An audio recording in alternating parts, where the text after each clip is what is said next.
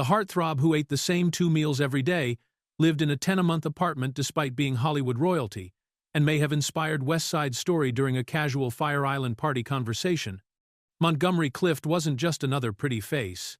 He was a method-acting pioneer who rewrote his own scripts, turned down legendary roles, and survived a car crash so devastating that Elizabeth Taylor had to pull his teeth from his throat to save his life. Here are 15 things you never knew about Montgomery Clift from Hollywood's golden age. Fact 1. Twin sister born hours earlier. Most people don't realize that Montgomery Clift wasn't actually the firstborn child in his family, even though he shared the same birthday with his twin sister. On October 17, 1920, in Omaha, Nebraska, Roberta Clift entered the world first, followed just a few hours later by her brother Edward Montgomery Clift.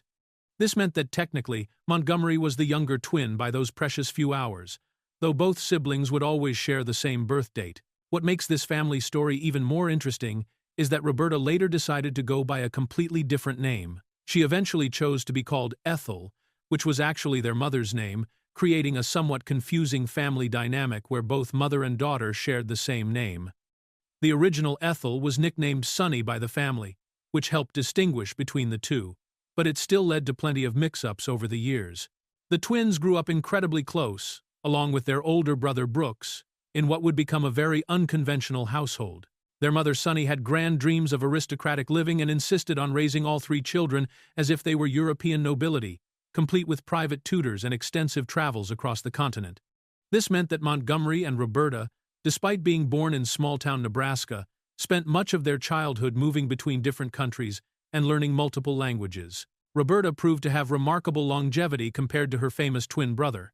While Montgomery's life was cut tragically short at age 45 in 1966, Roberta lived for another 48 years after his death, passing away in 2014 at the age of 93. She remained a keeper of family memories and stories about her twin throughout her long life, serving as one of the last direct connections to Montgomery's early years and childhood experiences. Fact 2. European aristocrat. Training from birth. Montgomery Clift's unusual childhood reads like something out of a fantasy novel, all because his mother Sunny had an unshakable belief that she was descended from American aristocracy and was determined to raise her children accordingly. Sunny was actually adopted as a baby, but at age 18, she was told by a family doctor that her real parents were supposedly from prominent Yankee families, including connections to Montgomery Blair, who served as Postmaster General under President Abraham Lincoln and Union Commander Robert Anderson. Whether these claims were true or not, Sunny spent the rest of her life trying to prove these alleged noble connections and insisted on preparing her children for what she believed was their rightful place in high society. This meant that Montgomery, along with his twin sister and older brother, received an education that was completely unlike anything most American children experienced. Instead of attending regular schools, the Clift children were taught by private tutors who traveled with the family as they moved constantly between America and Europe. The children became fluent in both German and French at very young ages, and their daily lessons included not just academics, but also the manners, customs, and cultural knowledge that Sunny believed were essential for true aristocrats. The family's lifestyle was remarkably privileged during Montgomery's early years, with extended stays in Switzerland, France, and other European countries, plus a second home in Bermuda where they would retreat when not traveling abroad. The children lived what Sunny called a protected life, deliberately sheltered from the ordinary world and the kinds of experiences that most kids their age would have had, including exposure to common childhood diseases or the economic struggles that many families faced during the 1920s. This aristocratic training continued until the Wall Street crash of 1929 completely destroyed the family's finances, forcing them to abandon their grand lifestyle and settle into a much more modest existence in Sarasota, Florida, where Montgomery would first discover his talent for acting. Fact 3. Nearly drowned at age 7. When Montgomery Clift was just 7 years old, a traumatic incident during one of his family's European voyages nearly cost him his life and left him with a permanent reminder of the experience. The Clift family was traveling aboard a passenger ship as part of their regular European adventures, and young Montgomery was using the ship's swimming pool when another boy decided to play what turned out to be a dangerous and cruel prank. The other child, whose identity was never recorded, grabbed Montgomery and forced his head underwater, holding him down for what must have felt like an eternity to the young boy. Montgomery struggled desperately to break free and reach the surface to breathe. But the other child was either stronger or simply didn't realize how serious the situation had become. The incident went on for so long that Montgomery's body began to react to the extreme stress and lack of oxygen in a way that would have lasting consequences. During his frantic struggle to breathe, the pressure and strain caused a gland in Montgomery's neck to actually burst from the intensity of his efforts to survive. This wasn't just a minor injury that would heal quickly and be forgotten. The burst gland led to a serious infection that required immediate medical attention, even while the family was still at sea or in whatever port they happened to be visiting at the time. The medical treatment that followed involved surgery to deal with the infection and damage caused by the burst gland, and this procedure left Montgomery with a long, visible scar running down his neck. This scar would remain with him for the rest of his life, serving as a permanent reminder of that terrifying childhood experience when he nearly drowned at the hands of another child. The incident was particularly significant because it happened during what was supposed to be the carefree, privileged period of Montgomery's childhood, when his family was still wealthy enough to afford luxury travel and the kind of protected lifestyle his mother wanted for her children. Fact 4. First TV broadcast pioneer. Long before Montgomery Clift became a Hollywood movie star, he accidentally became part of television history when he was just 18 years old. In 1939, Clift was performing in a Broadway production of Noel Coward's comedy Hay Fever when the cast was asked to participate in something that was completely new and experimental at the time, a live television broadcast. This wasn't just any television show, but one of the very first television broadcasts ever attempted in the United States, and it was happening as part of the 1939 New York World's Fair. The World's Fair was meant to showcase the most cutting-edge technology and innovations of the time, and television was still such a novel concept that most Americans had never even seen a TV set, let alone watched a program. The broadcast was being produced by NBC's New York television station, which was called W2XBS at the time, and would later become WNBC. The technology involved was incredibly primitive compared to what we know today, and the whole process of filming a live theatrical performance for television was completely uncharted territory for everyone involved. The cast had no idea what to expect or how this new medium would work, and there were no established techniques or standards for how to adapt a stage play for television cameras. What makes this even more remarkable is that Clift was performing alongside seasoned Broadway veterans, but at 18, he was probably one of the youngest actors to be part of this historic television experiment. The broadcast reached whoever happened to own one of the few television sets that existed in the New York area at the time, making the audience incredibly small compared to the millions of people who would later watch Clift's movies. This early television appearance came years before Clift would make his first Hollywood film, meaning that technically, his first time being captured on screen for audiences was through this experimental TV broadcast rather than in a movie theater. Fact 5. Same 2 daily meals. Even after Montgomery Clift became one of Hollywood's biggest stars, earning substantial money from his films, he maintained eating habits that were so rigid and unusual that they bordered on obsessive. Every single day, without variation, Clift consumed exactly the same 2 meals, consisting of some combination of steak, eggs, and orange juice, and he never seemed to get tired of this extremely limited menu or show any interest in trying different foods. This wasn't a temporary diet or health regimen that he followed for a few weeks or months, but rather a permanent lifestyle choice that he maintained throughout his successful career. While other Hollywood stars were dining at expensive restaurants, attending lavish parties with elaborate catering, or exploring different cuisines, Clift stuck to his simple routine of steak, eggs, and orange juice, day after day, year after year.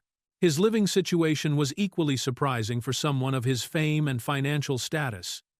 Instead of buying a mansion in Beverly Hills or renting a luxury penthouse like most major movie stars, Clift chose to live in a tiny, shabby apartment in New York City that cost him only $10 per month. To put that in perspective, even in the 1940s and 50s, $10 a month was an incredibly small amount for rent, the kind of price you'd expect a struggling college student or unemployed person to pay, not a celebrated actor who was earning thousands of dollars per film. The apartment was reportedly so small and run down that visitors were often shocked when they realized this was where one of America's most famous actors actually lived. Clift seemed genuinely uninterested in luxury, or showing off his wealth through expensive possessions or fancy living arrangements. He also drove a beat-up car that was about 10 years old, further emphasizing how little he cared about material status symbols that were important to other people in his position. Fact 6. Rejected legendary film roles. Montgomery Clift had a reputation in Hollywood for being incredibly selective about his projects, but what most people don't realize is just how many legendary films he walked away from because he refused to compromise his artistic integrity. Throughout his career, Clift turned down starring roles in some of the most famous movies ever made, including Sunset Boulevard, East of Eden, On the Waterfront, and High Noon, all because he wouldn't let studio executives control his career decisions. This was an extremely unusual stance for an actor to take during the 1940s and 50s, when the studio system dominated Hollywood, and most actors were locked into long-term contracts that gave them very little say over which roles they would play. Studio bosses typically decided everything for their contracted stars, from the movies they appeared in to the publicity events they attended, and actors who refused to cooperate could find themselves blacklisted or sued. Clift deliberately chose a different path by negotiating single-picture deals rather than signing the standard 7-year studio contracts, which gave him the freedom to say no to projects that didn't interest him, even when those projects would have made him enormous amounts of money or boosted his fame even higher. His nephew Robert Clift later explained that Montgomery didn't want the studios to dictate the kinds of roles he would play, and he was willing to sacrifice potential earnings and career opportunities to maintain that independence. The roles he rejected ended up going to other actors who became closely associated with those iconic films. East of Eden launched James Dean's career, while On the Waterfront became one of Marlon Brando's most celebrated performances. Sunset Boulevard starred William Holden, and High Noon featured Gary Cooper in what many consider one of his best roles. His decision-making process was part of what helped break down the old Hollywood system, creating a power shift that would influence how actors negotiated with studios for the next 40 years. Fact 7. Created the West Side Story concept. One of the most surprising connections in Broadway history involves Montgomery Clift and the creation of what would become one of the most beloved musicals of all time. According to actor Russ Tamblyn, who played Riff in the original West Side Story movie, the initial spark for the entire production came from a casual conversation between Clift and his romantic partner, the famous choreographer Jerome Robbins, during a party on Fire Island. Tamblyn revealed this story years later, recalling that Robbins had told the cast during filming that the idea really came from Montgomery Clift, who was Jerry's boyfriend at the time. During what seemed like just a relaxed social gathering on Fire Island, Clift supposedly turned to Robbins and said something along the lines of, "I've got an idea for a musical. Why not have a musical about Romeo and Juliet, but make it with gangs in New York?" This simple suggestion apparently stuck in Robbins' mind and wouldn't leave him alone. At the time, Clift and Robbins were deeply involved in both a personal and creative relationship, with few people in their circle fully aware of how intimate and emotionally charged their connection actually was. Robbins was already an established Broadway choreographer, while Clift was building his reputation as a serious stage actor before his move to Hollywood. Their relationship was kept largely private due to the social attitudes of the 1940s, but they often spent time together discussing artistic projects and creative ideas. What makes this story even more remarkable is that Robbins called Clift a theatrical genius early in their relationship, suggesting that he deeply valued Clift's creative input and artistic instincts. The casual Fire Island conversation that Tamblyn described would eventually evolve into the full West Side Story concept, with Robbins serving as the original choreographer and co-director, working alongside composer Leonard Bernstein, lyricist Stephen Sondheim, and book writer Arthur Lawrence to create the finished musical. Fact 8. Rewrote his own movie scripts. Montgomery Clift had a habit that drove directors and producers absolutely crazy, but often improved the final product in ways that nobody expected.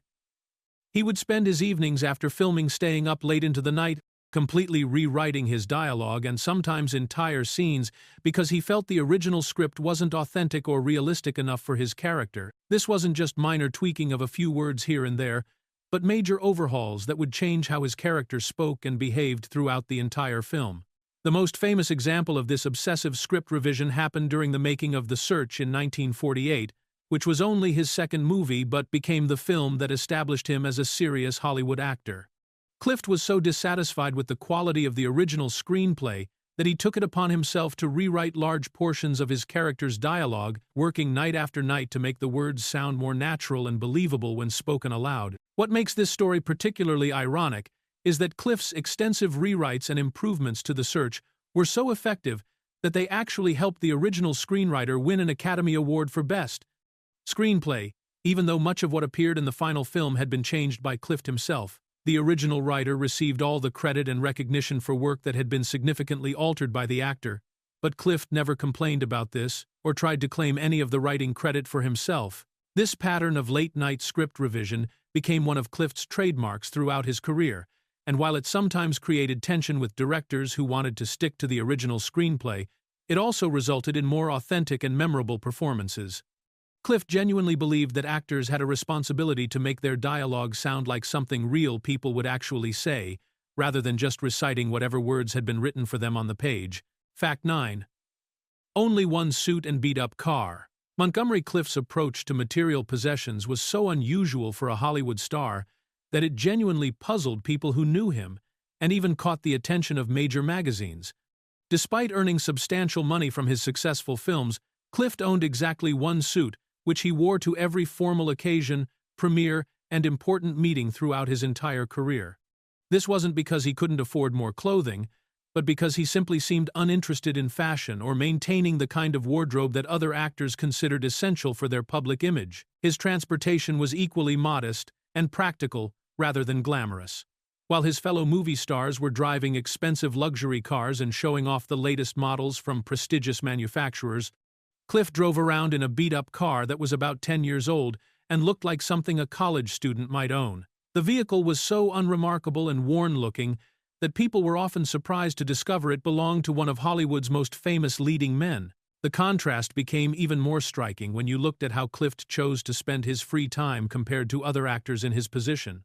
Instead of attending Hollywood parties, networking events, or socializing with other celebrities, Clift preferred to stay home reading serious literature by authors like Chekhov and Aristotle.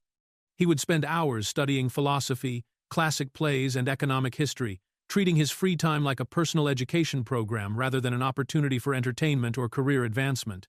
This intellectual approach to leisure time was so different from the typical Hollywood lifestyle that it actually became newsworthy. The Saturday Evening Post even wrote a story about his bare-bones closet and simple living habits, which seemed to genuinely perplex people who expected movie stars to live lavishly and surround themselves with expensive possessions. When Clift read the article, he was reportedly annoyed by the attention and lashed out at what he saw as unnecessary focus on his personal choices. Fact 10. Elizabeth Taylor saved his life. On the night of May 12, 1956, Elizabeth Taylor literally saved Montgomery Clift's life in one of the most dramatic rescue stories in Hollywood history. Clift had been driving home from a dinner party at Taylor's Beverly Hills house when he fell asleep at the wheel and crashed his car directly into a telephone pole, suffering horrific injuries that left him trapped inside the wreckage and barely conscious. Taylor's friend Kevin McCarthy had been driving ahead of Clift when the accident happened, and he immediately raced back to inform Taylor and her husband Michael Wilding about what had occurred. Taylor, along with Rock Hudson, who was also at the party, rushed to the crash site where they found Clift in a desperate situation. He was trapped under the dashboard of his car, bleeding heavily from multiple facial injuries, with his face swelling rapidly from the trauma of the impact. The most terrifying part of the rescue came when Taylor realized that Clift was choking and pointing frantically at his throat, unable to speak or breathe properly. Without hesitation, she crawled into the back of the wrecked car, reached into Clift's mouth, and discovered that 2 of his teeth had been knocked loose by the crash and were lodged in his throat, threatening to cause him to suffocate before the ambulance could arrive. Taylor immediately pulled the broken teeth out of his throat with her bare hands, clearing his airway and allowing him to breathe again. But her heroic actions didn't end there. When photographers began arriving at the scene, hoping to capture images of the injured movie star for the tabloids, Taylor threatened to end their careers if they dared to take even a single photograph of her friend in his vulnerable condition. Her quick thinking and fierce loyalty not only saved Clift's life in those crucial moments, but also protected his dignity and privacy during one of the most traumatic experiences of his career. Fact 11. Plastic surgery. Kept secret. The plastic surgery that Montgomery Clift underwent after his devastating car accident was considered remarkably successful by the medical standards of the 1950s, but it came with hidden consequences that weren't immediately obvious to the public. While his doctors managed to repair the extensive facial damage without leaving any visible scars, which was considered almost miraculous given the severity of his injuries, the surgery couldn't restore normal function to all parts of his face. The most significant lasting effect was that the entire left side of Clift's face became nearly immobile after the reconstruction, meaning he lost much of his ability to make normal facial expressions on that side. This partial paralysis was subtle enough that casual observers might not notice it right away, but it was clearly visible to people who worked closely with him on film sets, and it affected his ability to convey emotions through his facial expressions in the same way he had before the accident. Perhaps the most bizarre consequence of his injuries was what happened to his broken nose during the healing process. The way his nose had been damaged and then surgically repaired left it in a condition where Clift could actually snap it back into place manually, almost like popping a joint back into position. This wasn't something he needed to do regularly for medical reasons, but rather something that became possible because of how the bones and cartilage had healed after being fractured. In 1963, during a rare live television appearance on The High Gardner Show, Clift actually demonstrated this unusual ability for the viewing audience, showing how he could manipulate his nose back into proper alignment.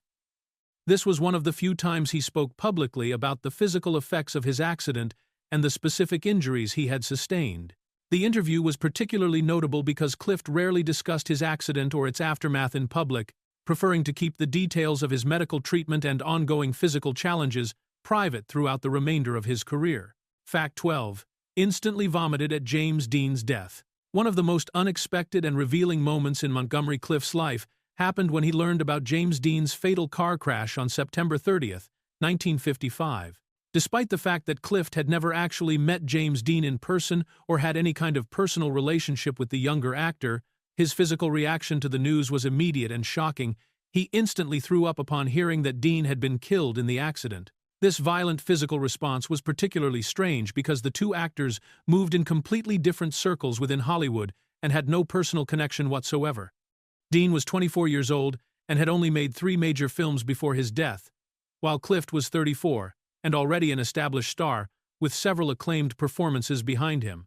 They had never worked together, never been introduced at parties or industry events, and had no mutual friends who might have brought them together. What made Clift's reaction even more significant was that he later admitted the news of Dean's death had a profound psychological effect on him that lasted far beyond that initial moment of physical shock. He acknowledged that hearing about the young actor's sudden death in a car crash had deeply disturbed him on a level that he couldn't fully explain, given that they were essentially strangers to each other. The timing of Dean's death was particularly eerie for Clift, since it occurred just months before his own near-fatal car accident in May of 1956. Some people who knew Clift believed that Dean's death may have served as a kind of dark premonition or warning about the dangers that young actors faced, especially those who were known for taking risks or living intensely. The connection between the two actors was primarily professional and artistic, as they were both considered pioneers of a new style of sensitive, method-based acting that challenged the more traditional masculine roles that had dominated Hollywood in previous decades. Fact 13. Found naked and confused by police. During the final years of Montgomery Clift's life, his behavior became increasingly erratic and unpredictable, leading to incidents that shocked even those who knew about his struggles with alcohol and prescription medications. According to writer Michael Munn, one of the most disturbing episodes occurred when police officers found Clift wandering around Hollywood completely naked and in what appeared to be a complete mental fog, unable to explain how he had ended up in that situation. When the officers approached him, Clift was reportedly in such a confused state that he couldn't remember anything about the events leading up to his being found on the street without any clothing. He had no recollection of where he had been earlier that day, how he had lost his clothes, or what circumstances had brought him to that particular location in Hollywood. The complete memory loss was particularly alarming because it suggested that whatever combination of substances he had consumed had affected his mental state so severely that entire chunks of time had simply disappeared from his consciousness. This incident was part of a broader pattern of increasingly dangerous behavior that characterized Clift's final decade, as his dependence on painkillers and alcohol continued to worsen following his 1956 car accident. Friends and colleagues who had once been able to help him manage his problems began to distance themselves from him because his condition had become so unpredictable and potentially dangerous. The fact that such a private person, who had always been extremely careful about his public image and personal reputation, could end up in such a vulnerable and exposed situation demonstrated just how far his mental and physical health had deteriorated. The incident also highlighted the complete breakdown of the support systems that had previously helped him function despite his substance abuse issues. This type of public episode was exactly the kind of scandal that Clift had spent his entire career trying to avoid, making it even more tragic that he had lost the ability to protect himself from such humiliating situations. Fact 14. Memorial plaque stolen by fan. After Montgomery Clift died of a heart attack at his Manhattan townhouse on July 23, 1966, his mother Sunny made a very specific and touching request when she sold the building where her son had spent his final years. She insisted that whoever bought the property at 217 East 61st Street must agree to install a memorial plaque honoring her son's memory, and the new owners followed through on this unusual condition. The bronze plaque was installed on the front of the building and bore a simple but meaningful inscription that read, "Montgomery Clift lived here 1960 to 1966.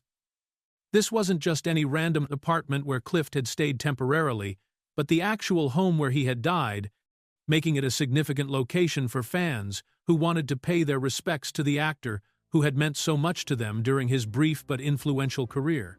For several years, the plaque served its intended purpose as a quiet memorial that allowed people to remember Clift and acknowledge the place where he had spent his final days.